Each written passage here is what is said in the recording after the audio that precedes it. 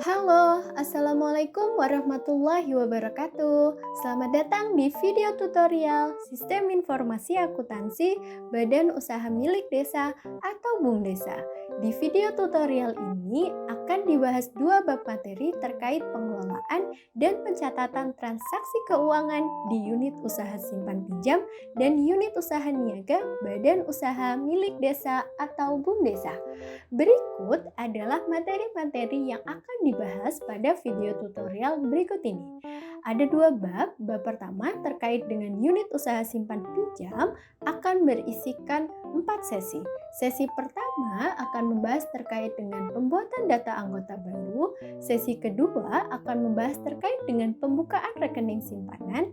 Sesi ketiga akan membahas terkait dengan proses input transaksi simpanan. Sesi keempat akan membahas terkait dengan proses pencatatan hutang murabahah. Lalu di bab 2 kita akan berhubungan dengan unit usaha niaga. Di unit usaha niaga ini akan ada 6 sesi yang akan dibahas. Sesi pertama yaitu terkait dengan pembuatan data supplier. Sesi kedua yaitu terkait dengan proses input faktur pembelian. Sesi ketiga yaitu terkait dengan hutang kepada supplier. Sesi keempat yaitu terkait dengan pembuatan data customer. Sesi kelima yaitu terkait dengan input faktur penjualan. Sesi keenam yaitu terkait dengan piutang terhadap pelanggan. Nah, mari kita mulai saja video tutorial pada kali ini.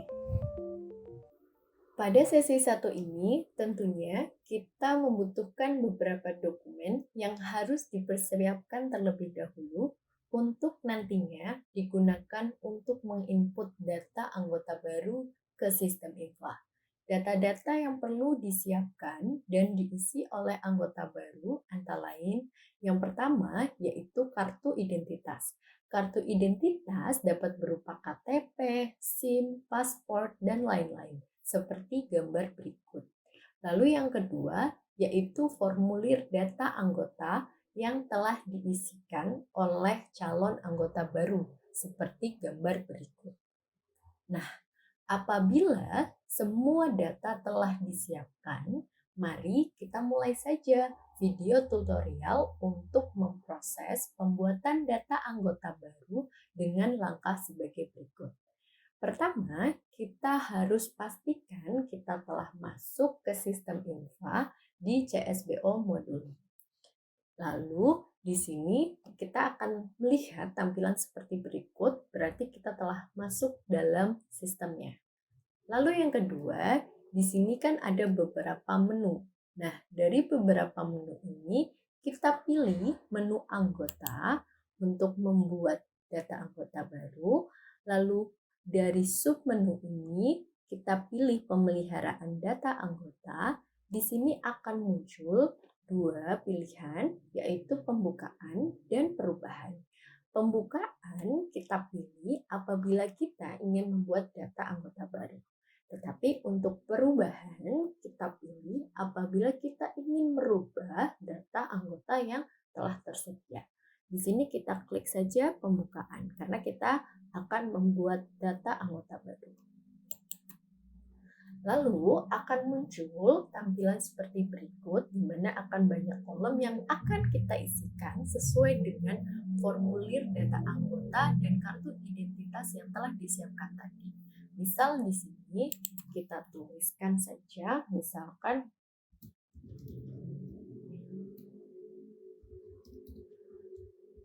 ya, ini. Nah, kita kopikan nama ini ke bawah.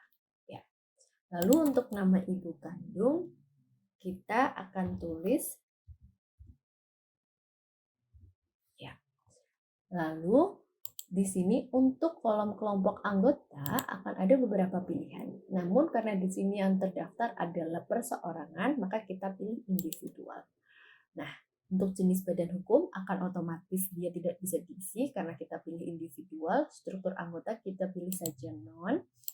Lalu di sini tempat lahir kita pilih ya. Terus setelah itu kita masuk ke seks atau jenis kelamin. di sini ada 2 pilihan, kita pilih sesuai dengan identitasnya yaitu perempuan. Lalu di status perkawinan kita isikan sesuai dengan identitas yang telah tersedia. Di sini kita tulis lajang. Emailnya apabila tidak ada dan tidak dicantumkan, kita bisa kosongkan saja. Nomor HP-nya bisa kita isikan.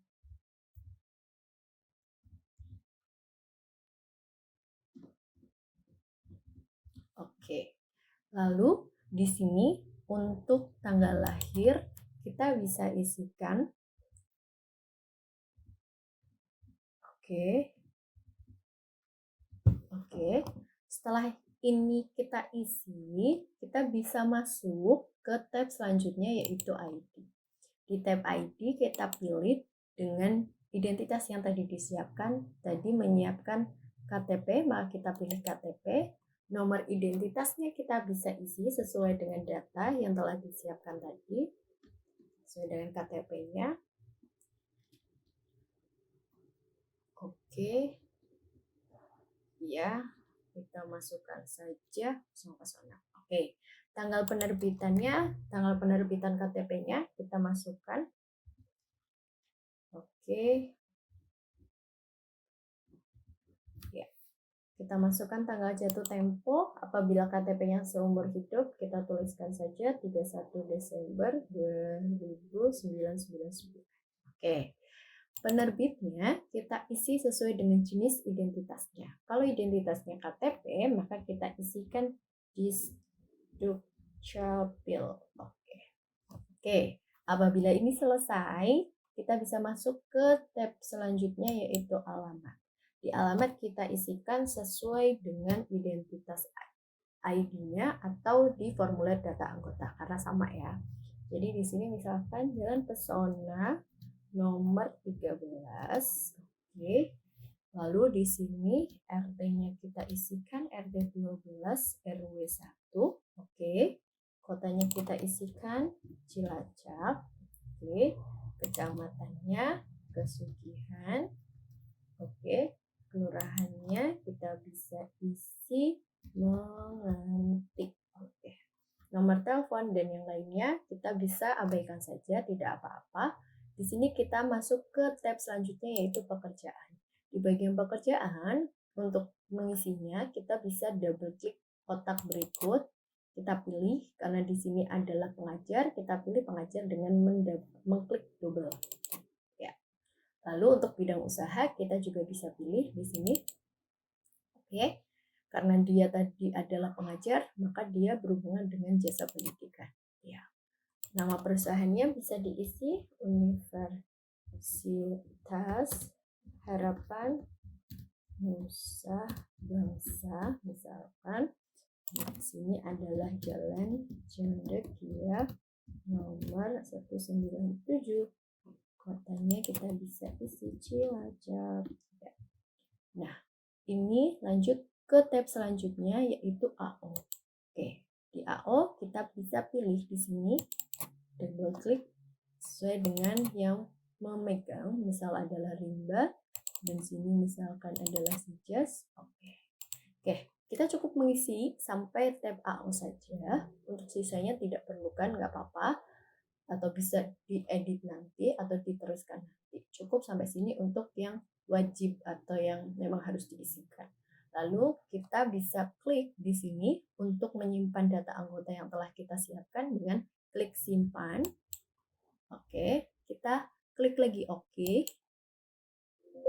Nah, apabila kita muncul pesan seperti berikut, berarti memang tidak ada data-data yang perlu ditambahkan lagi. Berarti ini proses simpan data telah berhasil dilaksanakan, maka kita bisa menutupnya dengan mengklik OK. Ya, lalu kita klik tutup.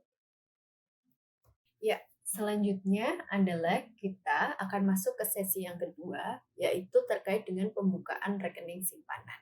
Di dalam pembukaan rekening simpanan ini, kita akan membutuhkan suatu data, yaitu terkait dengan bukti penerimaan simpanan yang akan dimunculkan seperti tampilan berikut ini. Nantinya, bukti penerimaan simpanan ini akan kita gunakan untuk menginput nominal dan menginput anggota siapa sih yang melakukan simpanan tersebut. Nah, untuk memulainya, untuk sistem ini kita akan melakukan bagian yang pertama, yaitu pembuatan rekening simpanan. Untuk membuat rekening simpanan ini, kita pertama harus masuk di CSBO modul di sistem Infanya. Lalu dari beberapa menu yang ditampilkan di layar, kita pilih menu simpanan. Nah, kemudian kan di sini banyak list terkait dengan submenunya. Kita pilih simpanan, lalu kita klik yaitu data master untuk membuat rekening simpanan terlebih dahulu. Karena kan tadi kita baru membuat rekening anggota baru ya, jadi belum ada rekening simpanannya. Jadi kita harus buat dulu dengan klik data master. Ya, setelah kita mengklik data master tersebut, akan muncul tampilan berikut. Lalu di sini kita klik dengan cara mengklik secara double pembukaan. Lalu kita pilih di sini produk simpanan apa yang akan kita gunakan. Nah, di sini kita mulai dari yang simpanan pokok. Kita double klik simpanan pokok. Oke, kita lanjutkan dengan memasukkan nomor anggota. Kita double klik kotak di sampingnya. Oke, lalu kita bisa search, kita cari nama anggotanya. Misal di sini kita ketikkan M aja. Nah, ini misal kita mau memasukkan simpanan pokok atas nama M Janah Nikmatullah. Kita double klik nama tersebut. Nah, akan muncul seperti ini. Lalu kita klik OK. Oke, ya. Setelah muncul tampilan berikut, ya, kita bisa langsung klik simpan. Ya, lalu klik OK untuk menyimpan datanya. Oke, proses telah selesai. Nah, setelah kita membuka rekening simpanan, proses selanjutnya adalah mengotorisasi simpanan tersebut dengan cara ini kita klik OK dulu. Di sini di bawahnya, oke bentar, ya, di bawahnya itu ada otorisasi. Kita klik otorisasi. Oke, masukkan nomor simpanan dengan cara kita mencarinya bisa dengan double klik kotak di bawah ini. Ya, di sini tadi kita masukin M Janah Nikmatullah, kita double klik nama tersebut. Oke, nah sudah muncul seperti ini. Kita klik simpan untuk mengotorisasinya. Nah, ini ada authorize data, kita klik authorize data. Oke.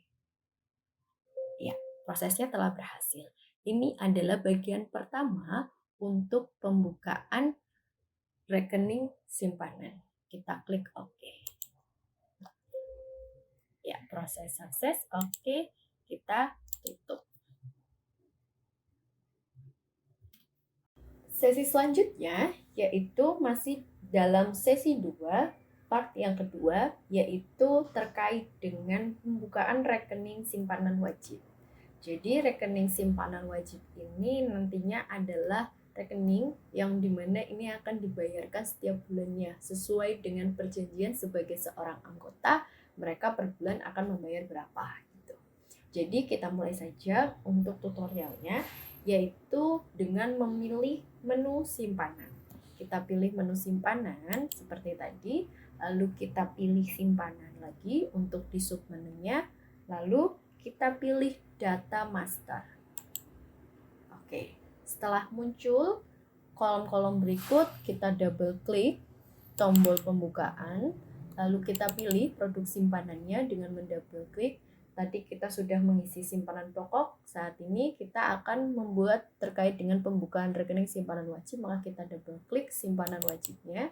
Oke, setelah itu kita pilih anggota siapa sih yang akan membuka simpanan wajib ini. Kita double klik kotak di samping, lalu kita pilih di sini M. Ingat ya, untuk yang sesi ini di kolom ini tidak boleh membuang presentasenya gitu kan. Jadi kita pilih di sini ada M Janah Nikmatullah, kita double klik, lalu kita klik OK. Ya, akan muncul tampilan berikut. Oke, kita klik simpan. Ya, konfirmasi, kita klik OK, simpan data. Ya, prosesnya telah selesai untuk pembukaannya. Selanjutnya adalah kita mengotorisasi. Mengotorisasi apa yang telah kita inputkan. Di sini kita double klik terkait dengan otorisasi. Oke, kita pilih nomor simpanannya dengan mendouble klik kotak ini, ya. Lalu kita double klik nama yang akan kita otorisasi. Ya, di sini sudah. Kita pilih simpan, ya, authorize data. Oke. Ya, proses sukses. Jadi, pembukaan rekening simpanan wajib telah selesai dilaksanakan.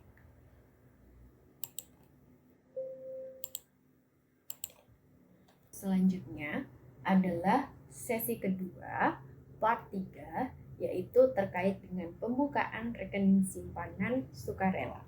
Nah, sama seperti pembukaan rekening sebelum-sebelumnya, di sini kita akan langsung memilih menu simpanan, lalu kita pilih submenu simpanan, dan kita pilih data master. Oke, setelah muncul tampilan berikut, kita klik 2 kali untuk tab menu pembukaan. Lalu untuk kotak sebelah kanan ini kita klik 2 kali, pilih simpanan sukarela.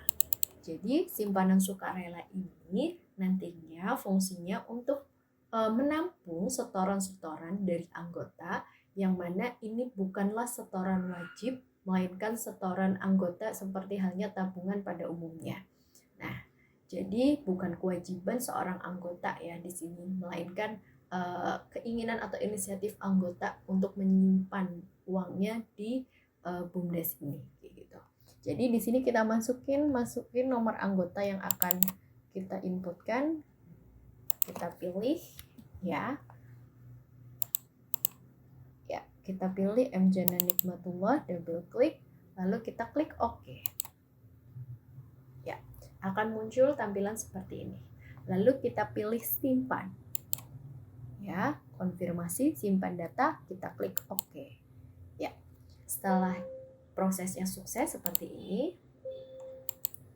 kita masuk ke otorisasi, kita klik 2 kali otorisasi ini, ya. Lalu kita pilih nomor simpanannya mana, kita double klik sini, ya. Kita pilih untuk nama nasabahnya atau nama anggotanya dengan klik 2 kali, ya. Akan muncul seperti tampilan berikut ini. Kita klik simpan, ya, konfirmasi authorize data, kita klik OK. Ya, ketika muncul pesan ini berarti prosesnya telah selesai atau telah sukses untuk dibuatkan pembukaan rekening simpanan sukarela. Kita klik OK. OK lagi, ya, kita bisa tutup. Lanjut pada sesi selanjutnya, yaitu sesi 3. Di sesi 3 ini, kita akan membahas proses selanjutnya dari pembukaan rekening simpanan. Yang jelas, setelah kita membuka rekening simpanan, pasti ada setoran atau penerimaan uang dari nasabah, baik itu terkait dengan simpanan pokok, simpanan wajib, simpanan sukarela. Nah, di sini kita mulai saja dari sesi 3 part 1, yaitu terkait dengan proses input simpanan pokok. Nah, dari proses input transaksi simpanan pokok ini, data-data yang kita butuhkan atau dokumen yang kita butuhkan biasanya adalah sebuah bukti penerimaan simpanan yang akan kita lihat atau akan dimunculkan di tampilan berikut, seperti tampilan berikut. Nah, nanti dari bukti penerimaan simpanan ini, kita akan inputkan transaksinya ke dalam sistem ini. Nah, mari kita mulai saja untuk proses input transaksi ini ke dalam sistem dengan mengikuti langkah-langkah berikut ini. Ya, pertama kita pastikan kita harus masuk di CSBO modul di IMFA ini. Nah, lanjut setelah itu kita akan pilih di sini adalah menu transaksi umum. Nah, dari menu transaksi umum ini kita pilih submenu umum, ya, akan muncul tampilan berikut. Jadi di sini akan mencatat transaksi apa sih yang akan kita lakukan inputan di sistem ini. Jadi kita pilih, karena kita akan berhubungan dengan setoran tabungan, maka kita double klik setoran tabungan. Nah, akan muncul tampilan berikut. Nah, ketika muncul tampilan berikut, kita isikan di sini untuk nomor rekeningnya. Kita double klik kotak di sampingnya. Ya, jelas karena ini terkait dengan simpan pinjam, maka kita akan berhubungan dengan kas simpan pinjam. Kita double klik. Lalu di sini untuk nomor rekening kreditnya kita klikkan 2 kali kotaknya, lalu kita pilih siapa sih yang melakukan penyetoran. Misal di sini adalah M.Jannah Nikmatullah. Nah, di sini untuk ininya kita pilih 1 ya. Nah, lanjut setelah itu kita akan mengisikan terkait dengan nomor dokumennya. Nomor dokumen dapat kita isi misalkan STR untuk menginstruksikan setoran, terus kita tuliskan terkait dengan bulannya. Oke, jangan lupa ini dokumen yang keberapa ya. Kita tuliskan misal adalah dokumen yang ke-1, lalu tahunnya 2022. Nah, nominalnya karena ini adalah terkait dengan simpanan pokok di dalam perjanjian anggota, misalkan simpanan pokoknya sebagai seorang anggota adalah 50.000, maka kita ketikkan di sini adalah 50.000. Itu dipakai 1 kali sampai dia itu selesai atau mengundurkan diri menjadi anggota. Nah, seperti itu. Lanjut tanggal dokumennya kita isikan tanggal hari ini, misalkan tanggal 5 Desember 2022. Nah, setelah itu kita akan melakukan konfirmasi atau kita akan memasukkan data yang telah kita inputkan ini dengan cara klik konfirmasi. Sorry, ini keterangannya masih kosong, jadi kita harus isikan keterangannya. Misal adalah setoran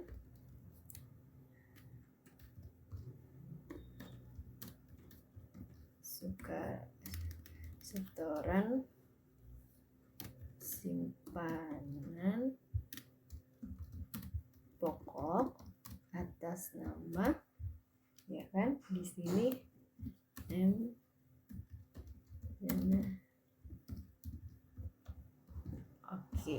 Kita lakukan konfirmasi.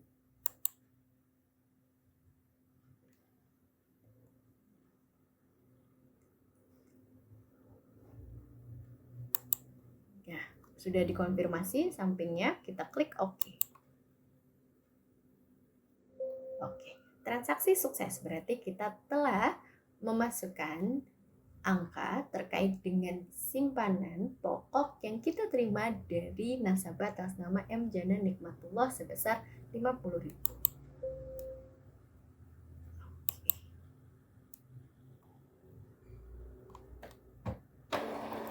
Ini akan secara otomatis untuk proses pencetakan dari bukti transaksinya. Bagian selanjutnya adalah sesi 3 part 2, yaitu terkait dengan proses input transaksi simpanan wajib. Dalam memproses transaksi ini, kita membutuhkan sebuah dokumen, yaitu bukti penerimaan simpanan yang informasinya akan kita masukkan ke dalam sistem IMFA ini. Jadi kita munculkan saja dokumennya seperti ini. Lalu kita mulai saja langkah-langkah untuk memproses transaksi simpanan wajib. Jadi pertama, kita pastikan kita sudah masuk ke dalam sistem IMFA-nya. Lalu kita pilih transaksi umum. Ini menu transaksi umum, kita klik. Lalu kita pilih submenu umum. Di sini akan muncul transaksi apa saja sih yang akan kita lakukan, ya kan? Tapi karena di sini kita hanya menginput simpanan, maka kita pilih yang setoran tabungan dengan cara klik 2 kali. Ya, akan muncul tampilan seperti berikut. Nah, ketika muncul tampilan berikut, kita akan masukkan untuk rekening debitnya. Kita klik 2 kali kotak di samping. Ya, karena ini terkait dengan unit simpan pinjam, maka kita pilih simpan pinjam, kita klik 2 kali. Oke, lanjut ke rekening kredit. Di rekening kredit ini kita klik 2 kali untuk kotak di samping. Oke, kita ketikkan namanya. Ya, di sini kita pilih yang ini. Kita klik 2 kali. Oke, lanjut. Di sini kita memprosesnya dengan memasukkan untuk kolom selanjutnya yaitu nomor dokumen. Di nomor dokumen kita ketikkan saja, misal di sini adalah 02 STR, ini untuk mewakili setoran, lalu kita masukkan bulannya dan tahunnya. Oke, selanjutnya kita masukkan nominalnya. Nah, simpanan wajib itu kan adalah simpanan yang dibayarkan oleh anggota setiap bulannya sebagai bentuk kalau dia adalah anggota. Jadi itu adalah wajib untuk dilaksanakan oleh anggotanya. Nah, di sini kita masukkan saja, misalkan perjanjiannya adalah 5.000 per bulan. Untuk bulan ini kita masukkan 5.000. Oke. Setelah itu, jangan lupa kita berikan tanggal dokumen, masukkan tanggalnya. Oke. Iya. Setelah itu kita beri keterangannya. Misal di sini adalah setoran ya, wajib atas nama, misalkan di sini adalah ya. Setelah itu kita pilih konfirmasi. Oke, kita klik oke. Ya, transaksi sukses. Berarti kita telah selesai. Sesi 3, part 3, yaitu proses input transaksi simpanan sukarela. Jadi, proses input simpanan sukarela ini sama dengan seperti kita menabung pada umumnya. Nah, lalu apa saja sih yang kita butuhkan untuk menginput transaksi ini? Dokumen yang kita butuhkan biasanya adalah terkait dengan bukti penerimaan simpanannya, seperti yang ada pada gambar berikut. Ya. Lalu dari bukti simpanan tersebut, mari kita mulai saja untuk proses input transaksi simpanan sukarela. Dengan cara pertama, kita harus memastikan kalau kita sudah masuk ke dalam sistem IMFA-nya. Yang kedua, kita pilih transaksi umum, lalu kita pilih submenu umum, kemudian akan muncul tampilan seperti berikut ini. Kita pilih setoran tabungan dengan klik 2 kali pada namanya, ya, akan muncul tampilan seperti berikut. Kita isikan saja dari nomor rekening debitnya. Di sini klik 2 kali kotak di sampingnya. Oke, kita pilih kas unit simpan pinjam. Oke, sudah masuk kas unit simpan pinjam. Yang selanjutnya adalah kita pilih rekening kreditnya dengan klik pada kotak di samping. Klik 2 kali. Ya, kita ketikkan namanya. Misal di sini.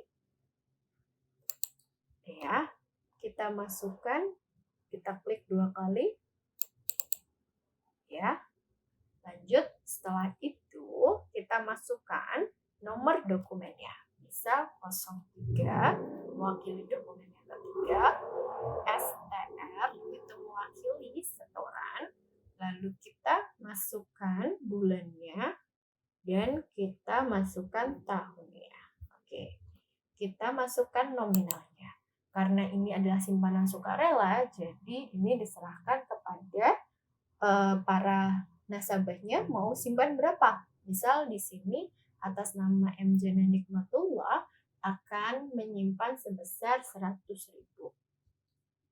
Oke, Lalu di sini kita set tanggal dokumennya adalah tanggal 5, misalkan Desember 2022. Lanjut, kita tulis di bagian keterangannya di sini. Misalkan adalah setoran simpanan sukarela atas nama M. Jannah Nikmatullah. Oke, kita klik konfirmasi.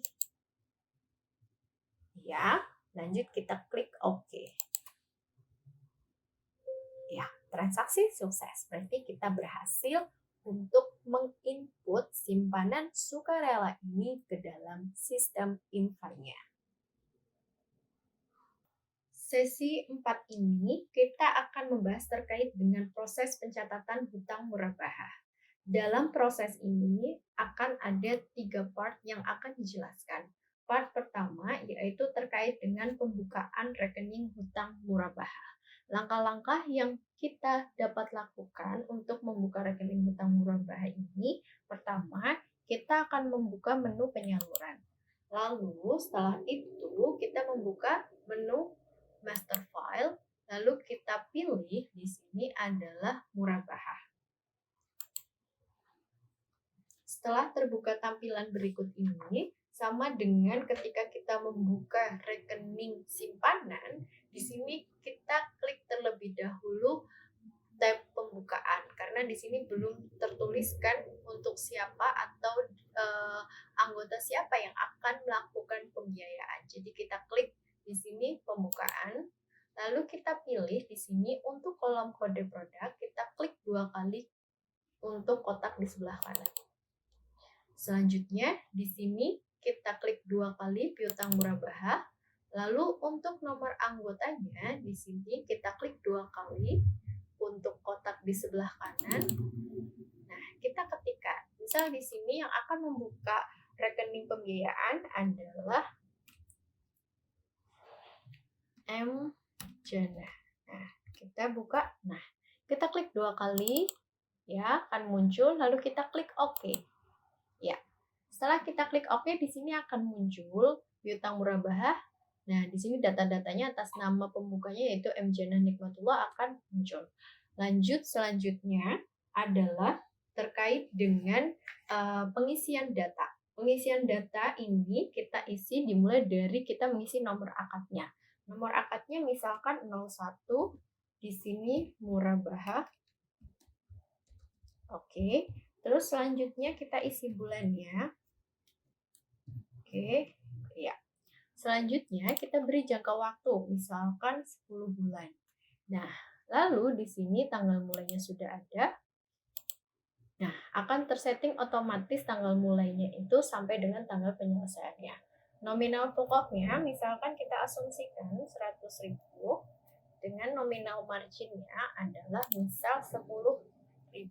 Nah, di sini kita akan menghitung rate-nya. Berapa sih rate-nya? Ternyata rate-nya adalah 10%. Uang mukanya kita abaikan. Rekening dropping itu rekening untuk pencairannya. Jadi rekening droppingnya kita bisa pilih di sini, cari namanya ya.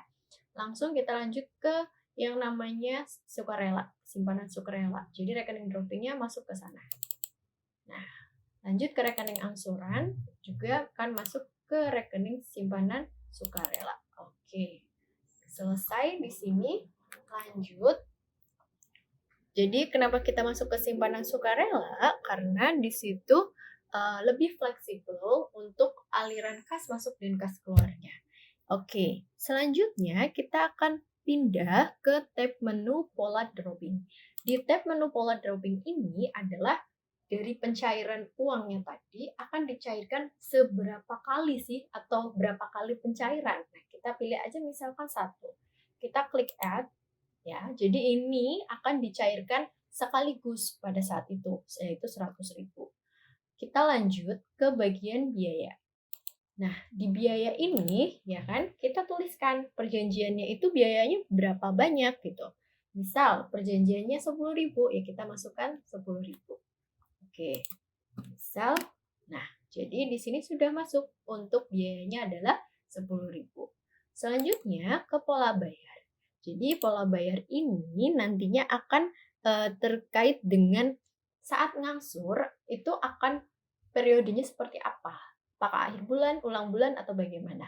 Jadi misalkan di sini adalah di akhir bulan gitu.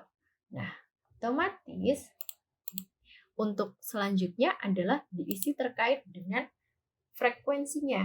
Jadi untuk modal sama marginnya akan dibagi sebanyak 10 bulan. Nah, seperti ini. Jadi akan muncul angkanya gitu. Nah, lalu bagaimana sih selanjutnya gitu? Selanjutnya adalah mengisi terkait dengan sandi BMT-nya. Jadi di sini sektor ekonominya kita pilih misalkan lain-lain saja. Lalu penggunaan debiturnya ini akan digunakan untuk apa? Misal untuk konsumsi. Gitu. Kita pilih konsumsi. Lalu golongan debiturnya akan apa? Misal di sini golongannya adalah non pegawai. Oke. Lalu sifatnya di sini, nah karena dia itu bukan pegawai banknya, maka kita pilih tidak terkait dengan bank. Selanjutnya yaitu terkait dengan golongan penjamin. Di sini kita isikan saja tanpa penjamin. Oke ya, lanjut selanjutnya porsi agunan yang akan dijamin kita nolkan saja karena tanpa ada agunan misalkan.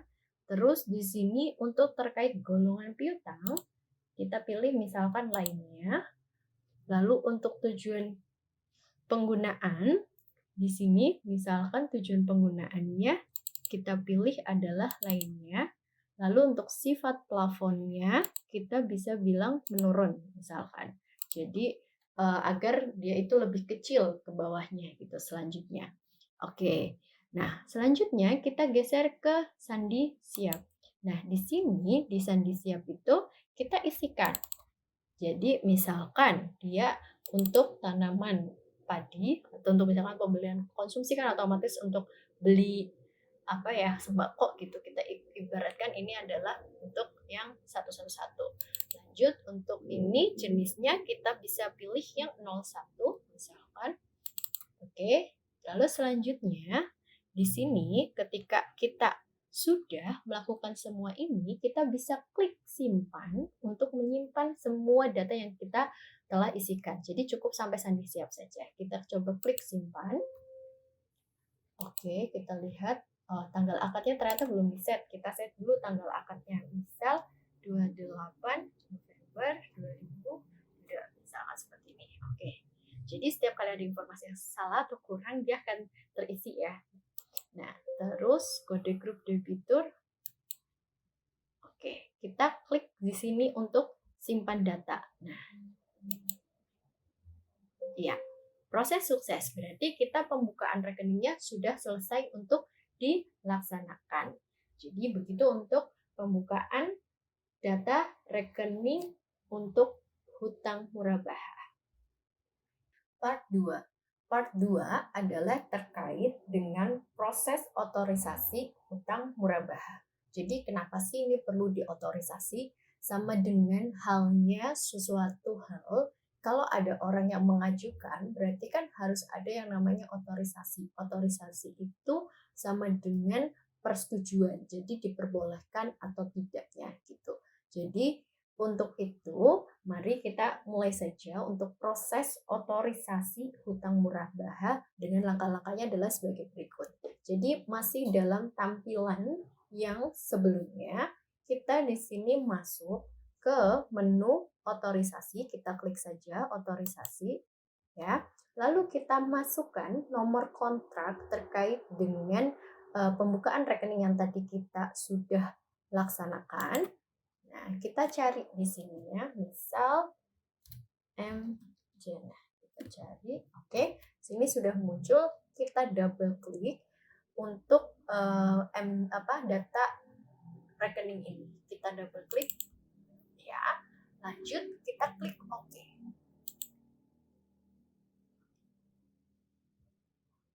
Ya, maka akan muncul seperti ini. Nah, setelah muncul tampilan seperti ini, kita klik simpan. Ya, oke saja.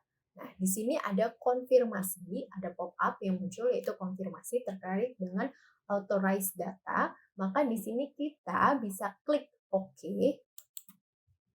Ya, maka ketika sudah muncul seperti ini, berarti rekening yang tadi sudah kita buka itu sudah diotorisasi. Artinya sudah disetujui untuk diberikan pembiayaan. Seperti itu.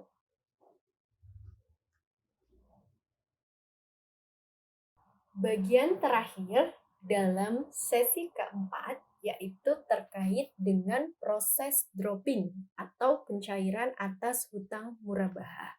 Di dalam proses dropping ini, fungsinya atau posisinya adalah sebagai pemberitahu bahwa yang tadi sudah disetujui untuk uangnya itu akan diberikan kepada rekening dari nasabah yang melakukan pembukaan rekening pembiayaan. Nah, dalam hal ini, untuk proses droppingnya, kita membutuhkan dokumen pendukung, yaitu bukti pencairan pembiayaan. Di mana dari adanya bukti pencairan pembiayaan ini, nantinya transaksinya akan kita inputkan ke dalam sistem info. Nah, buktinya itu dapat ditampilkan seperti gambar berikut. Lalu, setelah bukti itu sudah diperoleh atau didapatkan, selanjutnya adalah proses input ke dalam sistem infonya. Nah, untuk proses input ini kita mulai dengan mengklik transaksi khusus, lalu di sini kita pilih murabahah karena kita terkait dengan hutang murabahah, lalu kita pilih dropping. Setelah muncul tampilan berikut ini, kita masukkan nomor kontrak dari pembukaan rekening yang telah kita lakukan. Di sini kita klikkan saja, kita cari misalkan M. Jannah. Oke. Nah, setelah muncul seperti ini, kita double klik untuk baris data ini. Ya, maka akan muncul tampilan sebagai berikut. Kemudian di sini mengarah pada kolom dokumen yang belum terisi ini, kita inputkan nomor dari bukti pencairan pembiayaan tadi. Misal di sini 01 untuk bukti yang pertama kali dibuat. Misalkan di sini kode PCR itu untuk pencairan, lalu di sini kita masukkan bulannya, lalu tahunnya. Ya. Setelah data ini selesai untuk diinputkan, kita proses datanya dengan mengklik tombol proses. Ya. Di sini ada pop-up konfirmasi proses transaksi dropping, kita pilih OK.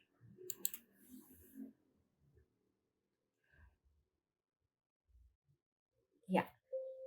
Nah, di sini keluar pop-up, proses transaksi sudah dijalankan. Periksa kembali jika terdapat pesan kesalahan. Jadi sudah selesai untuk diinputkan untuk proses droppingnya. Jadi dari rekeningnya BUMDes tadi masuk ke rekening tiap-tiap nasabahnya. Seperti itu. Pada kesempatan kali ini, kita akan membahas video tutorial penggunaan manajer I/O sebagai bagian pencatatan usaha niaga badan usaha milik desa yang ada di BUMDes Samesa.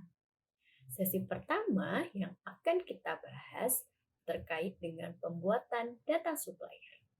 Pada pembuatan data supplier ini, kita membutuhkan dokumen yang menginformasikan terkait dengan data supplier yang akan kita inputkan, seperti nama suppliernya, alamat supplier, alamat email. Nah, apabila sudah tersedia, mari kita langsung praktikkan saja tata cara pembuatan data supplier. Langkah pertama yang kita harus pastikan adalah kita telah membuka sistem aplikasi manajer I/O dan telah masuk pada sistem perusahaan kita. Seperti pada tampilan yang ada di layar. Selanjutnya, pada sisi kiri terdapat beberapa menu aplikasi. Nah, yang kita lakukan adalah memilih menu pemasok.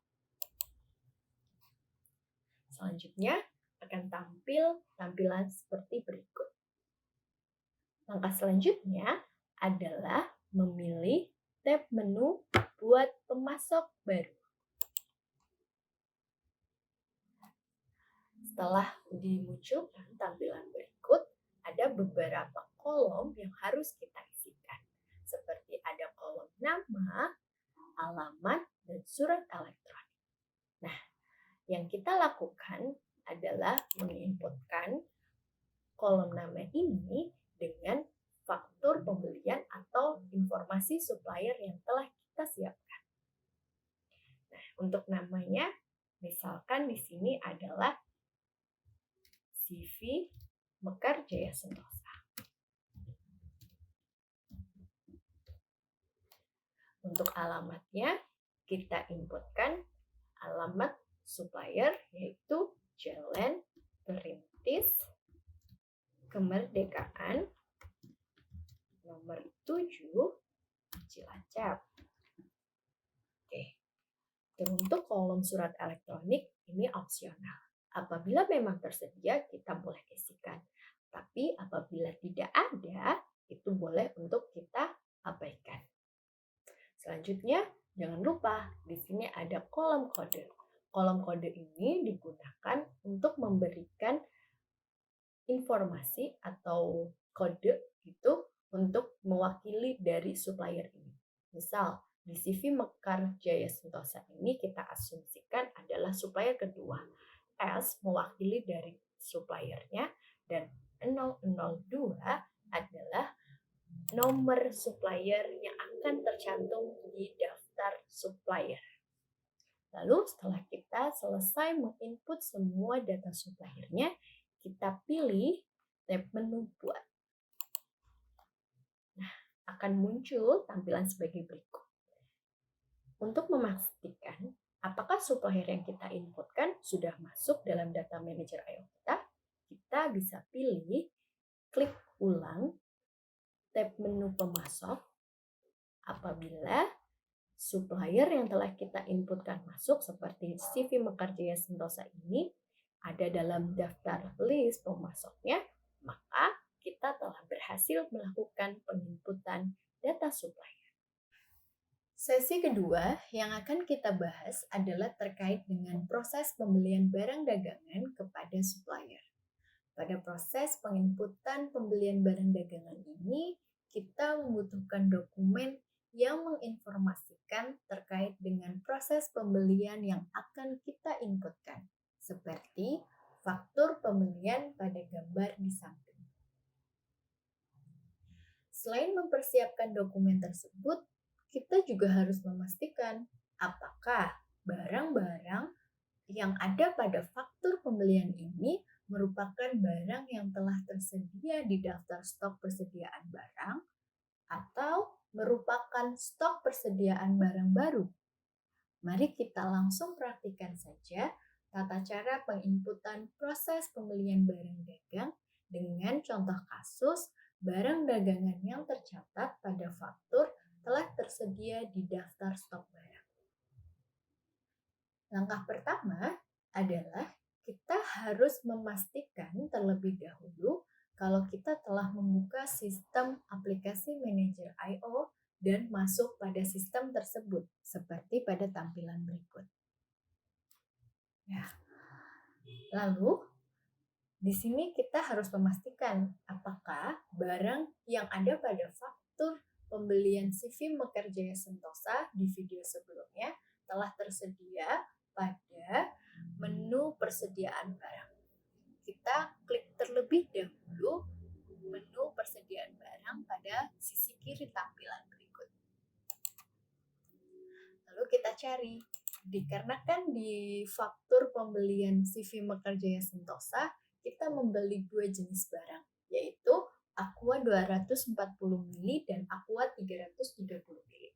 Kita cari kata kunci Aqua. Apabila Aqua 240 ml dan 330 ml itu telah ada pada list berikut, artinya barang tersebut telah dimasukkan. Nah, seperti yang kita lihat di sini Aqua 330 ml dan Aqua 240 ml. Oke. kita lanjutkan ke langkah selanjutnya, yaitu proses penginputan.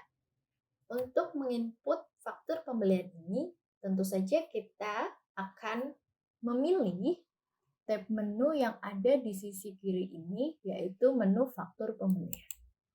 Baik. Langkah selanjutnya, di sini terdapat tombol buat faktur pembelian baru. Kita klik saja tombol tersebut. Oke.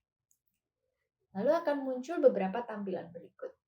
Nah, setelah kita muncul beberapa tampilan berikut, kita lihat di sini terdapat beberapa kolom yang harus kita isikan sesuai dengan faktur pembelian yang telah kita siapkan. Pertama, untuk kolom tanggal diterbitkan.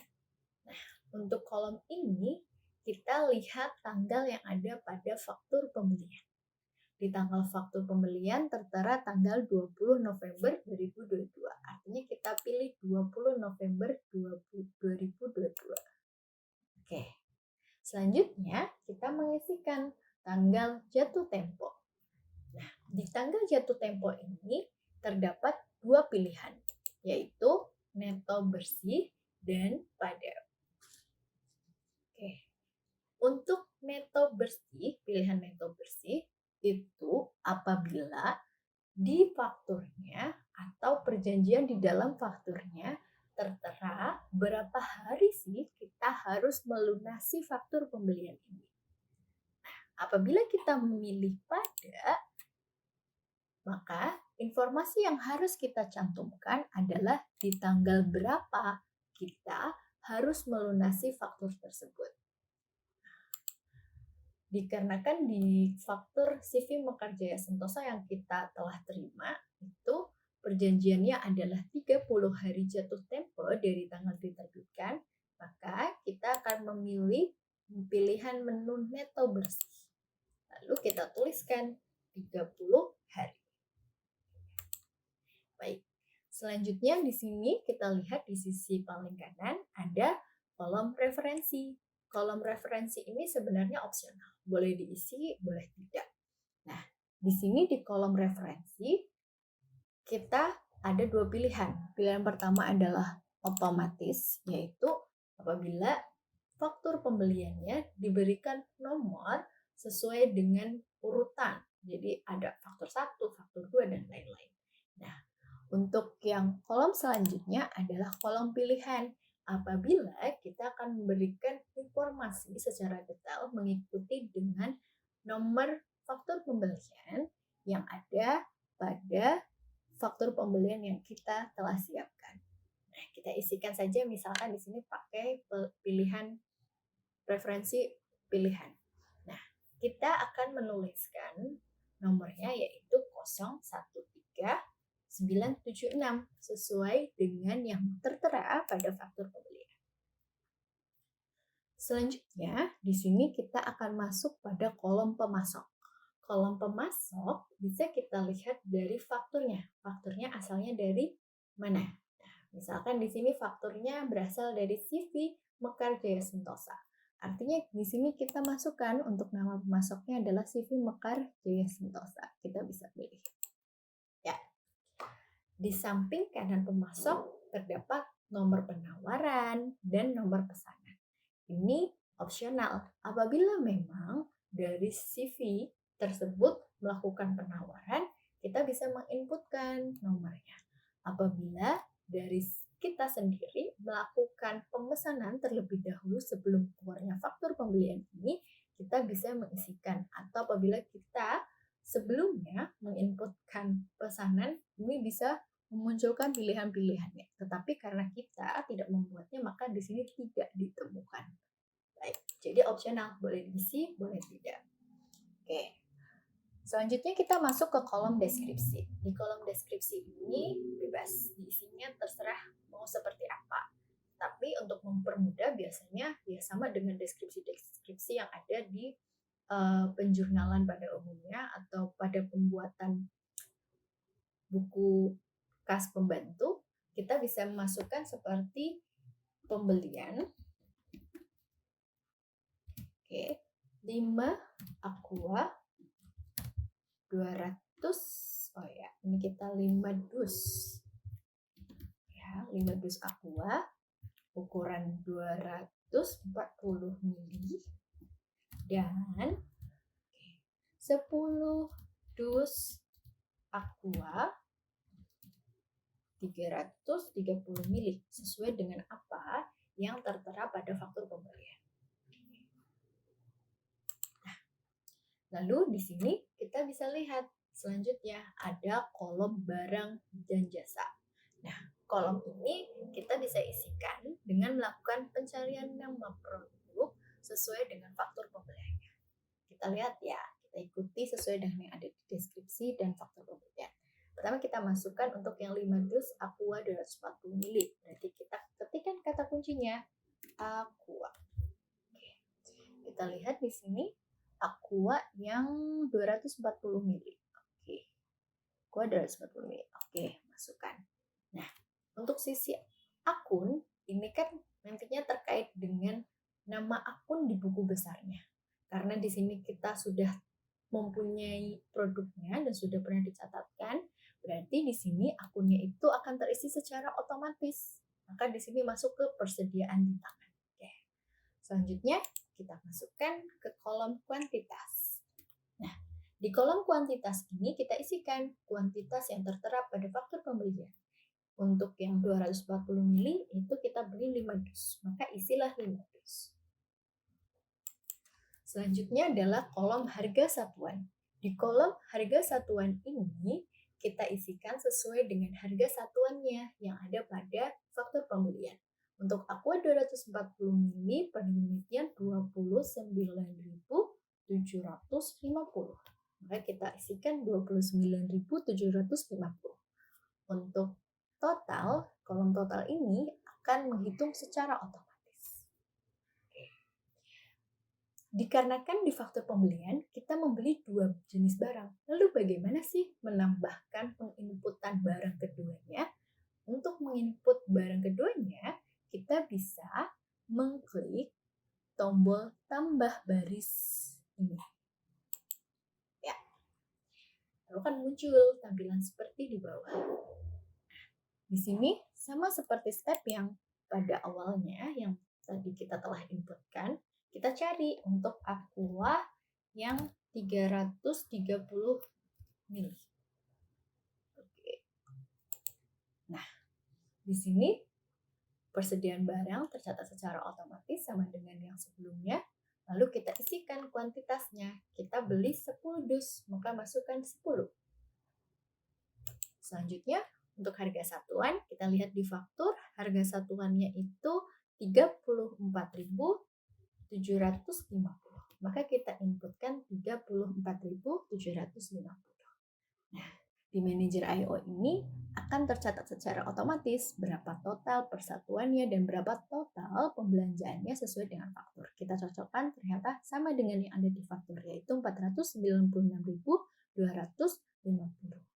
Oke. Selanjutnya, di sini kita lihat ada beberapa checkbox, ada nama kolom, nomor baris, deskripsi, diskon, dan lain-lain. Nah, untuk ini sifatnya opsional. Tetapi kalau apabila kita ingin membuat faktur pembeliannya itu terdapat nomornya, kita bisa pilih nomor baris. Seperti ini. Akan muncul nomornya. Oke. Untuk deskripsi, ini untuk memperjelas deskripsinya apa sih. Gitu. Nah, ini misalkan aqua gelas jus dan lain-lain. Oke, kita abaikan saja apabila biar tidak terlalu panjang untuk fakturnya. Nah, di sini diskon apabila memang terdapat diskon, tapi kita tadi beli di faktur pembelian tidak ada diskon, jadi kita abaikan.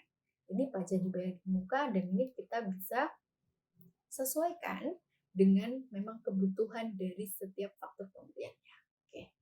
Untuk langkah terakhir, setelah data sudah kita masukkan ke kolom-kolom yang tersedia, maka untuk langkah selanjutnya adalah kita memastikan bahwa faktur pembelian ini harus masuk, yaitu dengan cara kita mengklik tombol buat. Maka di sini faktur pembelian sudah dibuat atau berhasil kita buat. Sesi ketiga yang akan kita bahas adalah terkait dengan proses pengecekan hutang yang jatuh tempo dan pembayaran hutangnya. Kita mulai terlebih dahulu dengan mengecek saldo hutang kita selama ini. Sebenarnya seberapa banyak sih hutang kita kepada supplier? Lalu kepada supplier siapa saja? Dan kapan jatuh temponya? Apakah ada yang telat dalam pembayaran hutangnya? Nah, bagaimana sih caranya kita mengetahui semua yang telah kita tanyakan tadi? Mari kita mulai video tutorial untuk mengetahui cara mengecek hutang kepada supplier melalui aplikasi Manager I/O.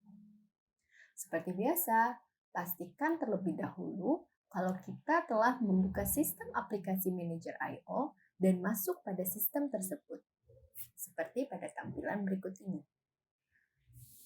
Pada dasarnya, dalam pengecekan hutang, kita bisa menggunakan dua menu. Menu pertama adalah menu pemasok, dan yang kedua adalah melalui menu faktur pembelian. Nah, kita mulai saja melalui menu pemasok. Apa saja sih yang kita bisa lihat dari menu pemasok ini? Ya, yang kita bisa lihat dari menu pemasok ini adalah kode dari setiap supplier yang kita inputkan, namanya, nama-nama suppliernya, dan di sini ada faktur pembelian yang telah kita buat, dan total saldo hutang dari masing-masing supplier. Seperti sini ada Iksan Beras, ternyata kita masih punya hutang loh 500.000. CV Mekarjaya Sentosa ada total hutang sebesar 496.250, dan ada dari CV Alam Sentosa Abadi sebesar 135.000. Lalu, bagaimana tampilan yang akan dimunculkan dari faktur pembelian? Kita buka saja dari faktur pembelian. Nah, di faktur pembelian, kita bisa melihat informasi lebih lengkap lagi. Nah, di sini dari tanggal fakturnya ada, terus di sini referensi, dari pemasoknya supplier siapa saja, deskripsinya, total nilai faktur, dan tentu saja saldo jatuh temponya dari setiap faktor. Nah, di sini statusnya pun dilihatkan. Seperti faktur yang ada di tanggal 27 Juni ini dari supplier Iksan Beras, di sini dia sudah dinyatakan lunas, artinya kita untuk faktur yang ini kita sudah lunas. Nah, lalu di sini ada faktur yang kedua, yaitu dari Iksan Beras juga, dengan total faktur 500.000, ternyata di sini ada keterangan statusnya terlambat sebanyak 46 hari. Lalu di sini dari CV Alam Sentosa Abadi tanggal 1 November, di sini tertulis jatuh temponya ternyata kemarin gitu. Nah, yang terakhir ada dari CV Mekar Sentosa, masih dalam jatuh tempo 18 hari lagi. Jadi ini belum jatuh tempo. Nah, lalu di sini hanya ini saja kah? Kita bisa melihat lagi lebih detail lagi dengan cara kita mengklik salah satu fakturnya, angkanya dari saldo jatuh temponya, misalnya dari jatuh tempo yang kemarin untuk faktur dari CV Alam Sentosa Abadi, kita buka saja, kita klik angkanya. Nah, akan muncul seperti ini. Ternyata sudah ada cicilan tahap 1 sebanyak 100.000. Kenapalah dari 235.000 tersisa 135.000. Ya, begitulah cara mengecek untuk saldo hutang yang berasal dari supplier-supplier kita. Bagian selanjutnya atau bagian kedua adalah tentang bagaimana sih cara kita memproses pembayaran hutang kita kepada supplier. Di sini terdapat dua cara yang dapat kita gunakan. Cara pertama yaitu melalui menu pembayaran, dan cara yang kedua adalah melalui menu faktur pembelian. Nah, kita mulai saja dengan cara yang umum atau cara yang pertama, yaitu melalui menu pembayaran. Nah, mengapa sih kita harus melalui menu pembayaran ini? Karena kan hutang itu kan selalu berhubungan dengan aliran kas keluar, maka pembayaran itu berhubungan dengan adanya kas keluar. Nah, kita mulai saja dengan cara menekan tab menu buat pembayaran baru. Di sini terdapat beberapa kolom pada tampilan di sini. kita akan mulai dengan mengisikan kolom tanggal sesuai dengan tanggal pembayaran. Lalu yang kedua, di sini untuk kolom referensi kita dapat isikan dengan adanya dua pilihan, yaitu ada otomatis dan ada kita bisa custom sendiri. Kita pilih yang custom sendiri saja dengan mengetikkan KK 001.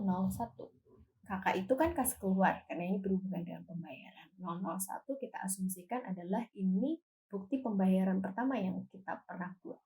Nah, lalu di sini ada kolom dibayarkan dari. Nah, untuk kolom ini kita isikan terkait dengan pos pengeluaran apa yang akan kita gunakan untuk melakukan pembayaran hutang ini. Kita pilih kas unit niaga. Karena ini berhubungan dengan barang dagangan.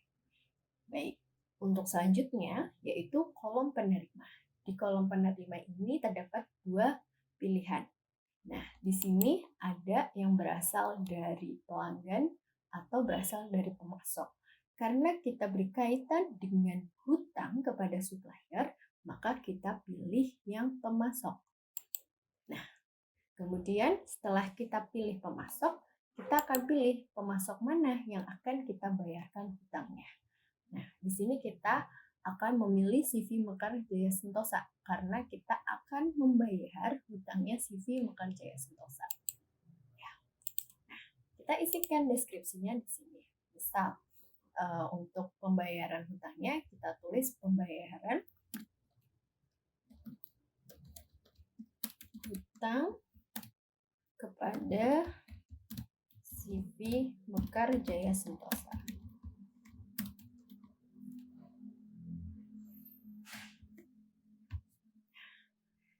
Lalu di sini untuk kolom barang dan jasa kita abaikan saja.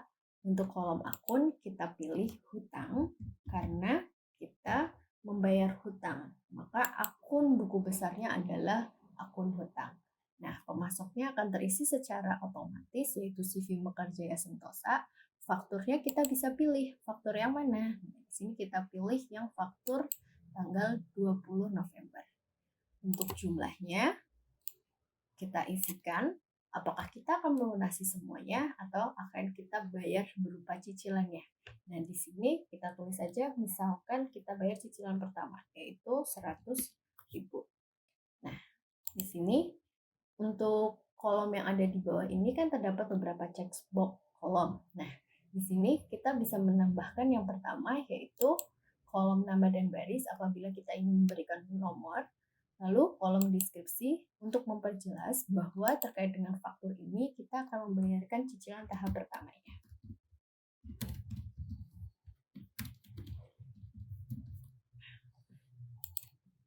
Lalu di sini untuk kuantitas, diskon, dan jumlah tetap kita bisa abaikan. Kustomisasi tema juga kita abaikan saja. Untuk judul khusus ini terkait dengan bukti yang akan keluar dari pemrosesan dokumen pembayaran hutang ini, kita tulis jurnal pengeluaran kas.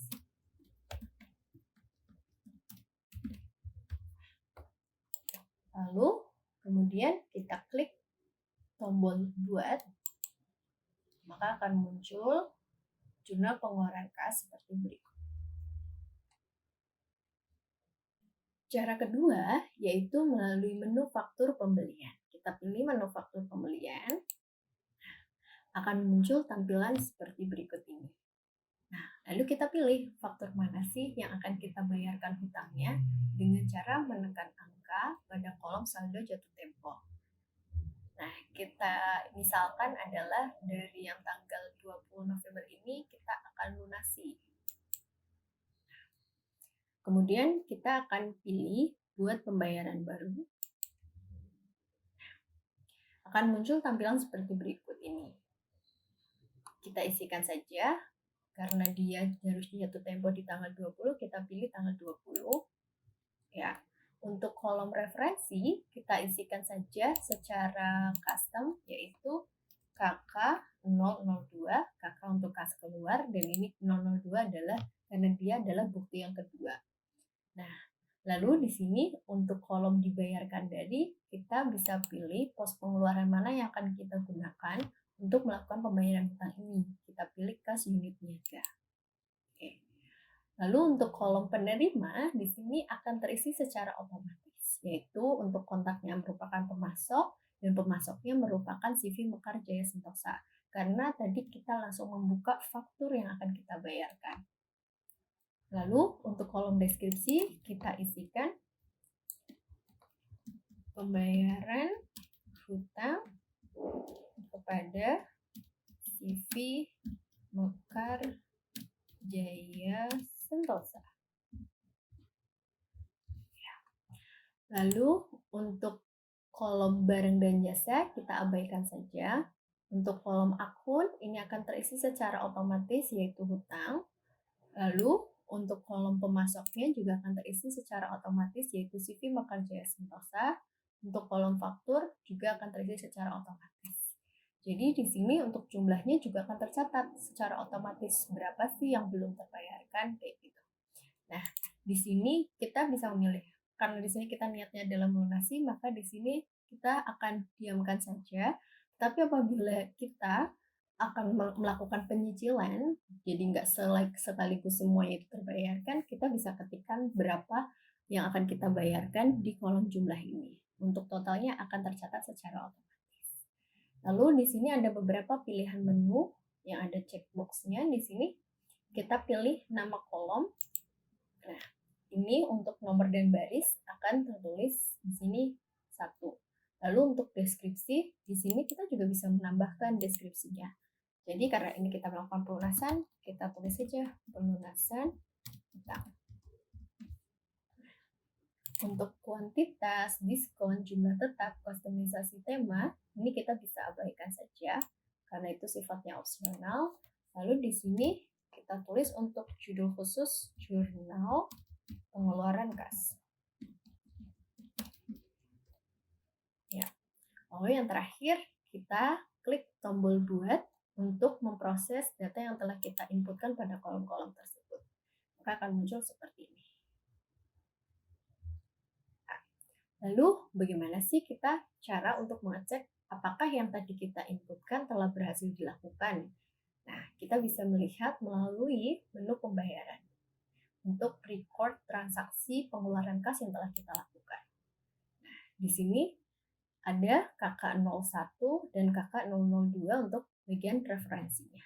Tadi apabila kita melakukan pembayaran tetapi tidak mengklik atau ya tidak mengcustom untuk referensinya, maka akan muncul secara otomatis di sini adalah angkanya. Angkanya berdasarkan urutan dari banyaknya pembayaran yang telah dilakukan. Seperti itu. Bagian selanjutnya yang akan kita bahas adalah terkait dengan bagaimana sih cara memproses transaksi pembayaran hutang yang pembayarannya lebih cepat dari jatuh temponya. Biasanya sesuai dengan perjanjian dengan pemasok, terdapat adanya transaksi diskon atau potongan pembelian. Nah, bagaimana untuk mencatat transaksi ini? Hal ini dapat kita lakukan dengan mengikuti langkah-langkah berikut ini. Langkah yang pertama, kita harus memastikan bahwa kita telah masuk di sistem manajer IO-nya, seperti tampilan berikut ini.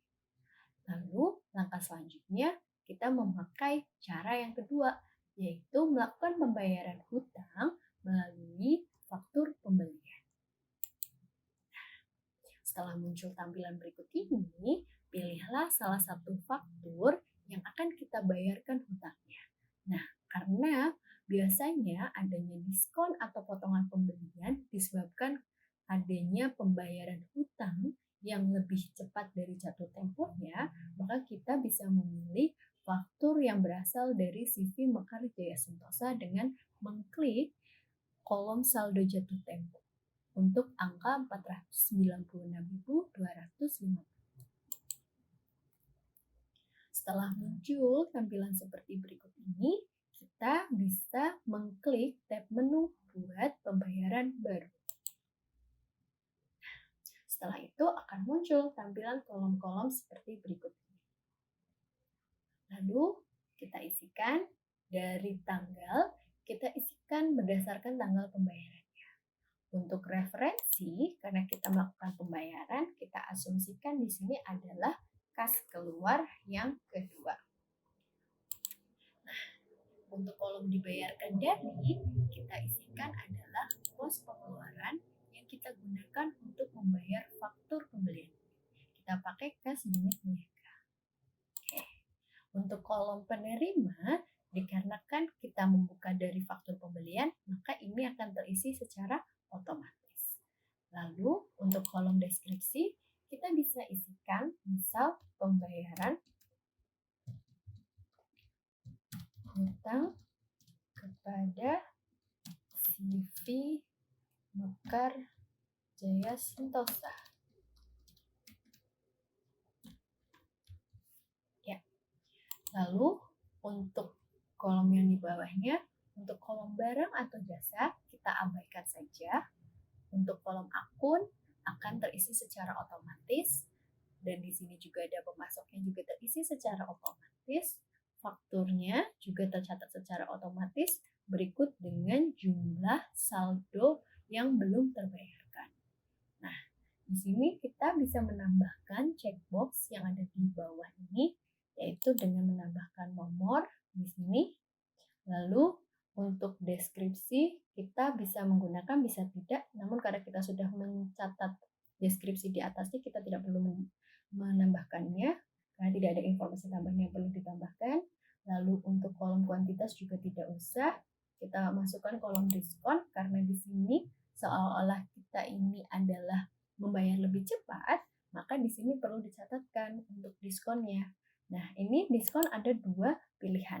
Ada persentase, ada jumlah pasti. Persentase itu apabila sudah jelas persennya berapa persen. Nah, untuk jumlah pasti, ini apabila bentuknya adalah nominal. Misal berapa ribu atau berapa puluh ribu, itu seperti itu untuk diskonnya. Nah, di sini kita pakai yang persentase. Asumsikan adalah terminnya 2/10 N per 30 ya. Jadi di sini kita masukkan persentasenya adalah 2% karena kita melunasinya kurang dari 18 hari sebelum jatuh tempo. Nah, di sini untuk jumlah tetap, kustomisasi tema ini kita abaikan saja. Untuk judul khusus kita bisa catatkan di sini. Jurnal pengeluaran kas. Selanjutnya, kita memproses transaksi pembayaran hutang dengan diskon ini dengan mengklik tombol buat.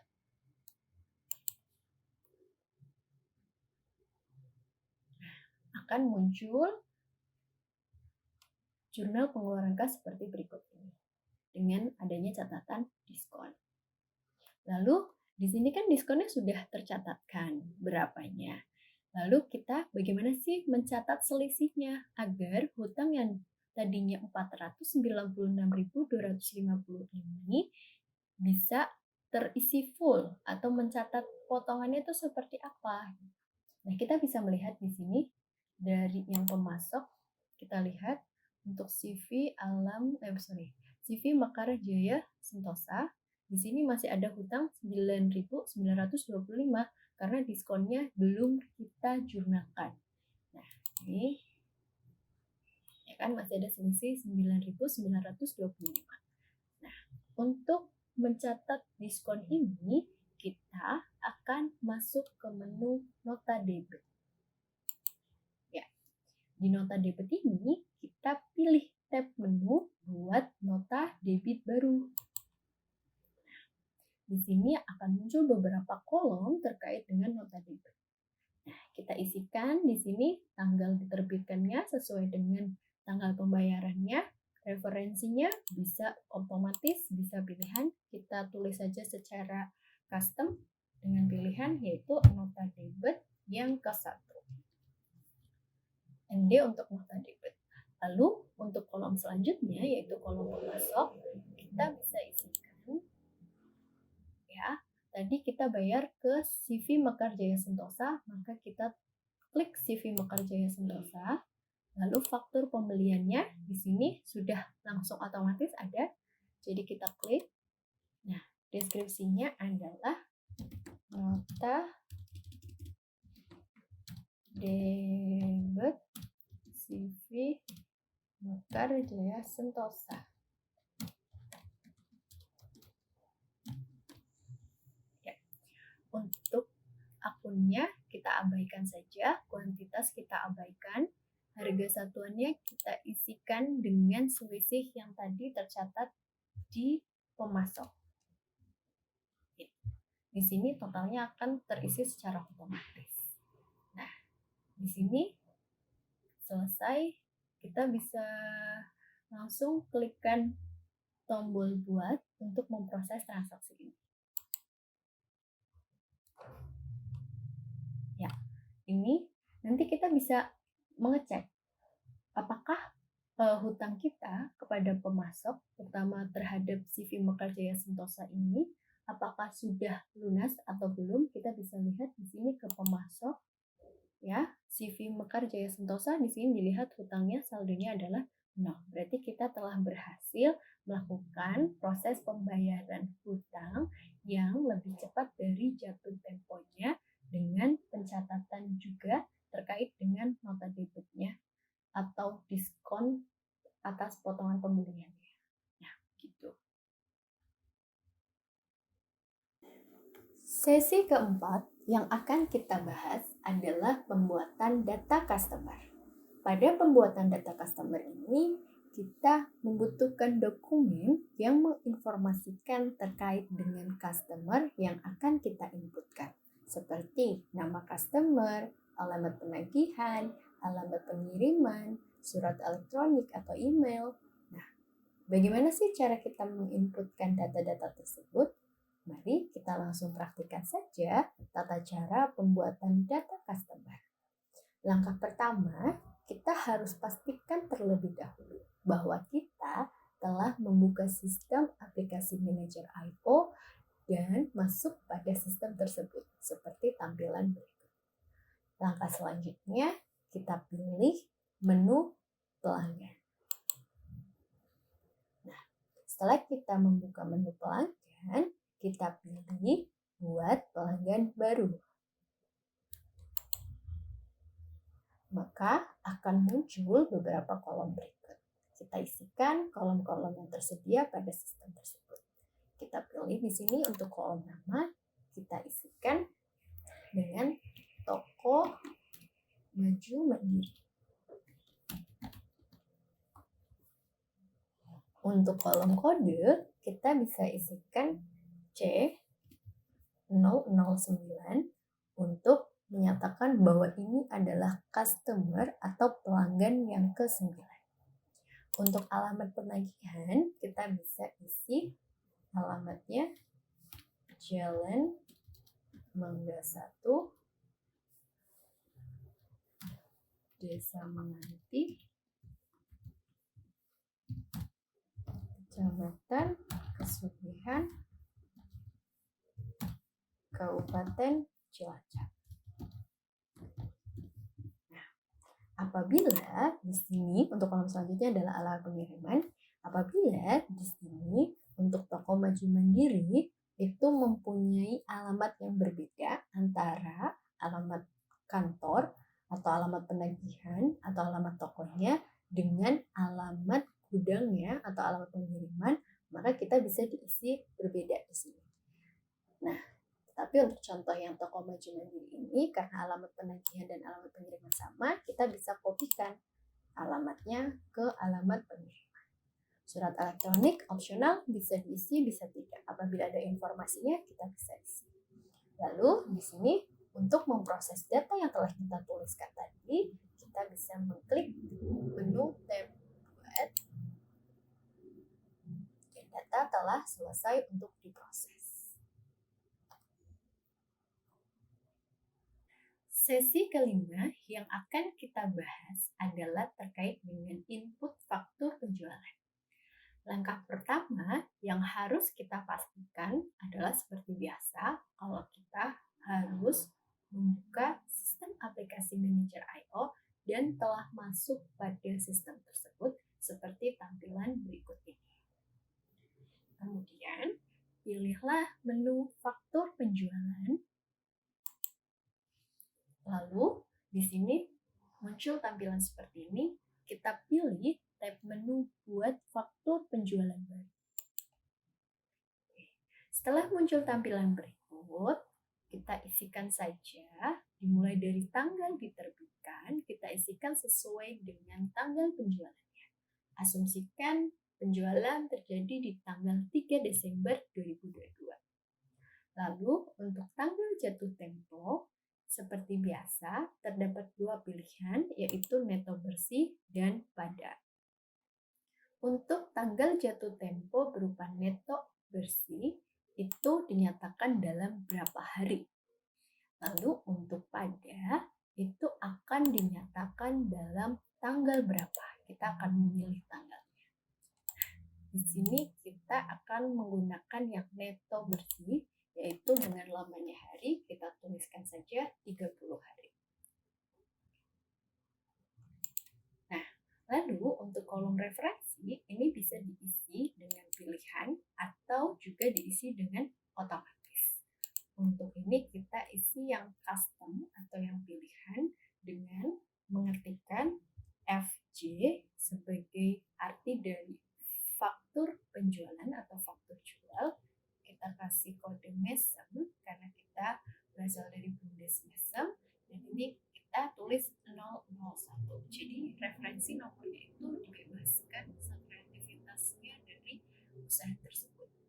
Lalu di sini kita pilih untuk kolom pelanggan, siapa sih yang beli? Kita pilih toko Maju Mandiri. Ya.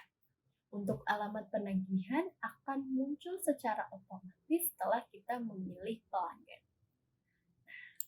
Lalu kita catat untuk deskripsinya, yaitu penjualan kredit kepada toko Maju Mandiri. Ya. Setelah itu kita list barang apa saja yang akan dibeli oleh toko Maju Mandiri. Misal di sini pembeliannya adalah Aqua. Akan membeli Aqua yang 240 ml. Ya. Oke, di sini akunnya akan otomatis terisi karena sudah di-default-kan. Terus di sini kuantitasnya kita isi. Misal, toko Maju Mandiri membeli Aqua yang 240 ml itu sebanyak 10 dus. Oke. Harga satuannya akan terisi secara otomatis dan totalnya juga akan terhitung secara otomatis. Nah, toko Maju Mandiri ternyata membeli 2 jenis barang. Kita menekan tombol tambah baris untuk menambahkan kolom di bawahnya. Sini kita cari, misalkan Aqua lagi, tetapi kali ini Aqua yang 330 ml. Oke. Nah, di sini seperti biasa, akunnya sudah otomatis terpasang, kuantitasnya kita masukkan angka 4 misalkan.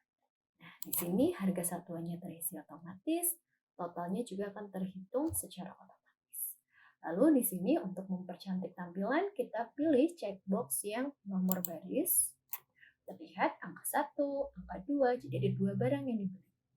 Lalu di sini untuk deskripsi kita bisa abaikan saja, tidak apa-apa. Untuk diskon, ini kita juga bisa abaikan saja. Sisanya kita bisa abaikan, kecuali di sini kita tambahkan yang judul khusus. Kita tulis adalah faktur penjualan. Oke. Nah, ini opsional. Tanggal jatuh tempo dapat disembunyikan atau juga dapat dimunculkan. Tapi kita munculkan saja. Lalu kita pilih tombol buat untuk memproses data yang telah kita inputkan.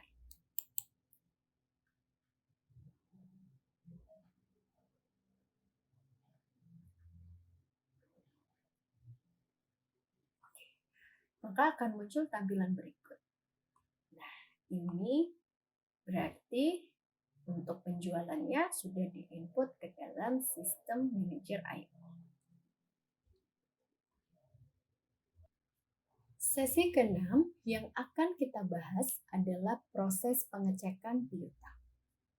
Pada proses ini, terdapat dua cara yang dapat dilakukan, yaitu melalui menu pelanggan dan menu faktur penjualan. Dimulai dengan mengecek piutang menggunakan cara yang pertama, yaitu melalui menu pelanggan. Pada saat kita mengecek piutang menggunakan menu ini, maka informasi yang dapat kita peroleh adalah berupa list daftar pelanggannya, jumlah faktur yang telah diterbitkan, dan total piutang dari masing-masing pelanggan. Lalu, apabila kita ingin menelusuri lebih lanjut dari faktor-faktor mana saja sih yang membuat pelanggan tersebut masih mempunyai saldo piutang sebesar angka yang ditampilkan ini pada daftar piutang pelanggan, maka kita dapat melakukan hal-hal berikut ini. Pertama, kita bisa menekan angka pada kolom faktur.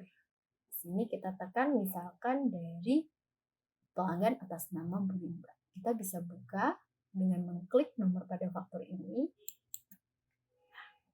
Lalu di sini ketika kita setelah selesai mengklik angka dari faktur tersebut, akan muncul tampilan berikut.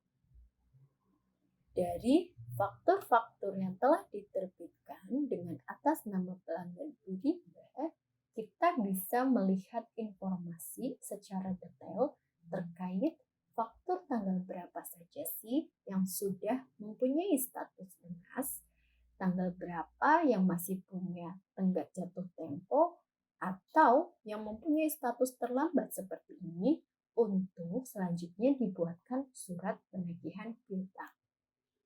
Lalu, cara keduanya bagaimana? Cara kedua, apabila kita menggunakan menu faktur penjualan, kita bisa masuk dengan mengklik atau memilih faktur penjualan.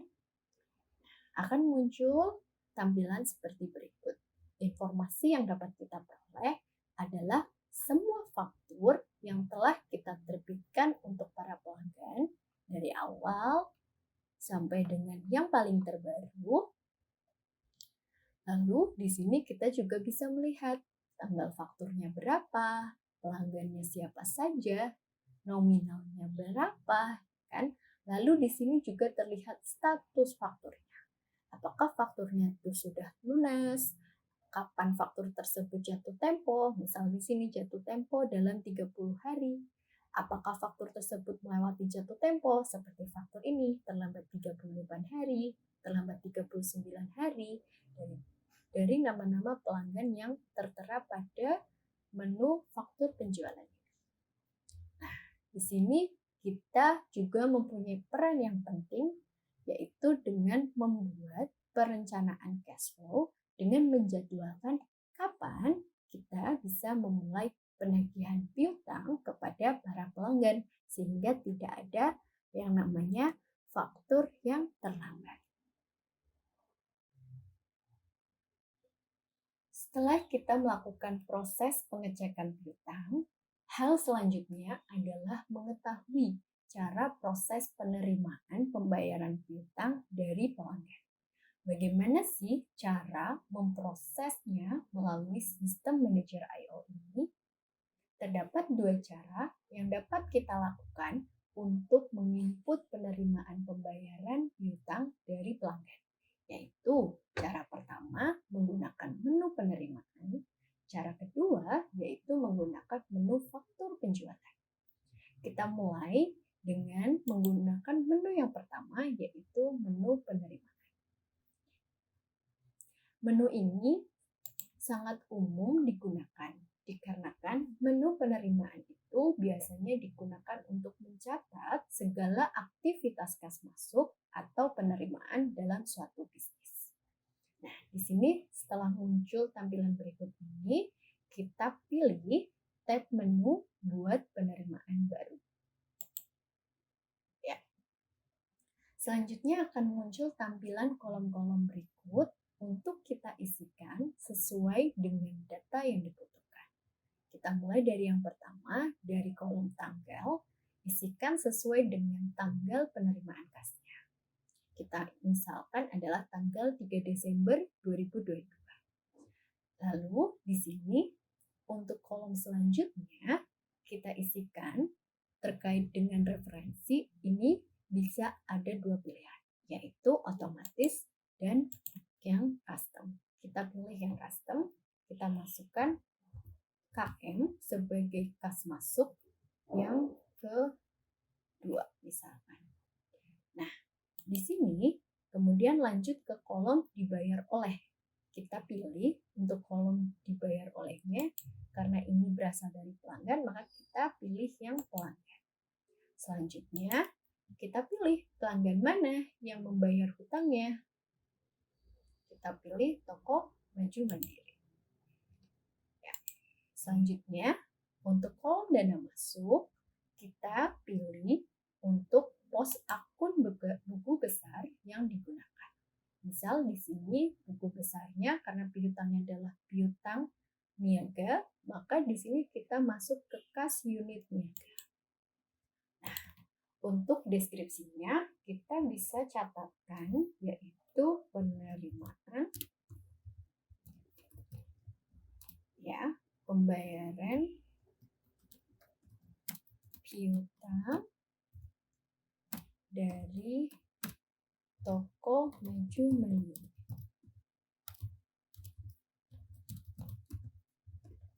Ya. Lalu di sini untuk baris bawahnya, ini kita untuk barang dan jasa kita abaikan saja. Lalu untuk yang akun, karena ini adalah pelunasan piutang, kita pilih akun piutang. Ya, maka akan otomatis di sini terisi untuk pelanggannya. Lalu untuk fakturnya kita pilih yang FJ Mesem 001. Selanjutnya untuk jumlahnya, asumsikan kita akan menerima pembayaran sebanyak 100.000. Ya. Lalu untuk kolom checkbox yang ada di bawahnya, kita pilih di sini untuk nomor baris, kita isikan agar tampilannya lebih cantik.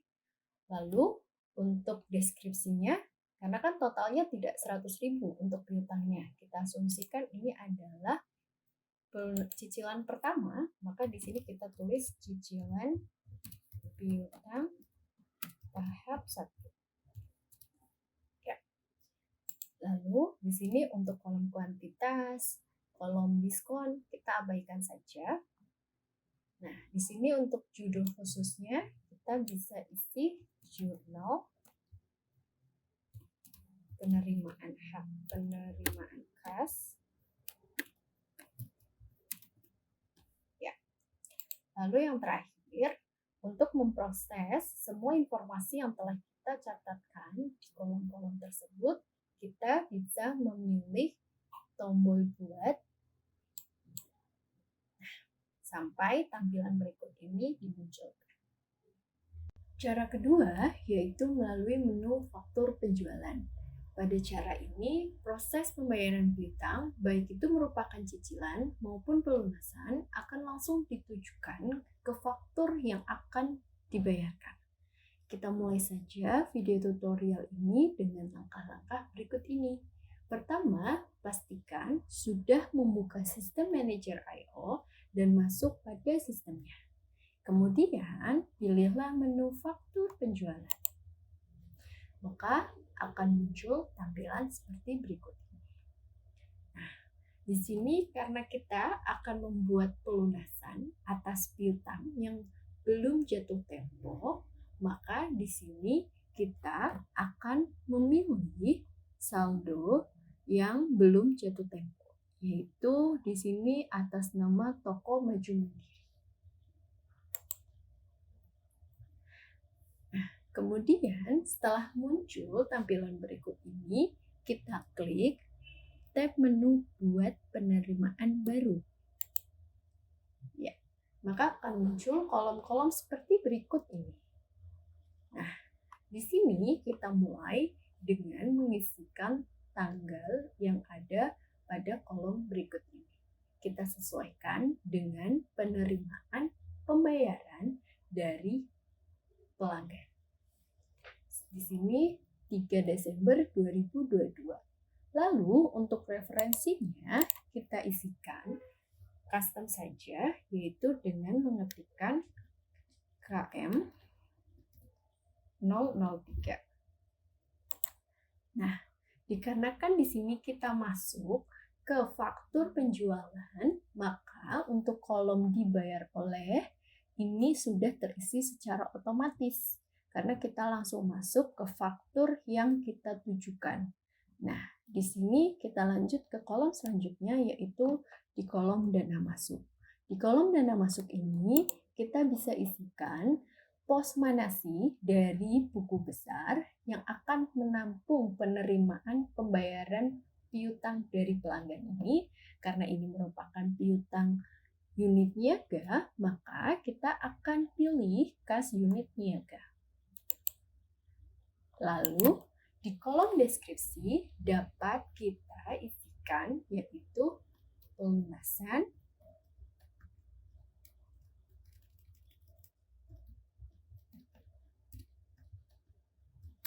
piutang dari toko maju mandiri. Ya, untuk kolom barang dan jasa ini kita abaikan saja. Lalu untuk kolom akun, dikarenakan ini sudah langsung kepada faktur penjualannya, maka akan terisi secara otomatis. Akunnya apa, pelanggannya siapa, faktur yang mana, ini akan terisi secara otomatis. Lalu untuk kolom jumlah, ini juga akan menunjukkan terkait dengan berapa sih sisa saldo piutang atas nama toko maju mandiri. Dan kita juga harus konfirmasi apakah benar yang akan kita terima itu sebesar 374.000 atau berapa cicilan yang akan dibayarkan selanjutnya. Seperti itu. Lalu di sini untuk list checkbox yang ada di bawah ini, kita bisa tambahkan nomor baris, lalu kita bisa tambahkan kolom deskripsi dengan menuliskan pelunasan piutang. Ya. Lalu di sini untuk kuantitas kita dapat abaikan.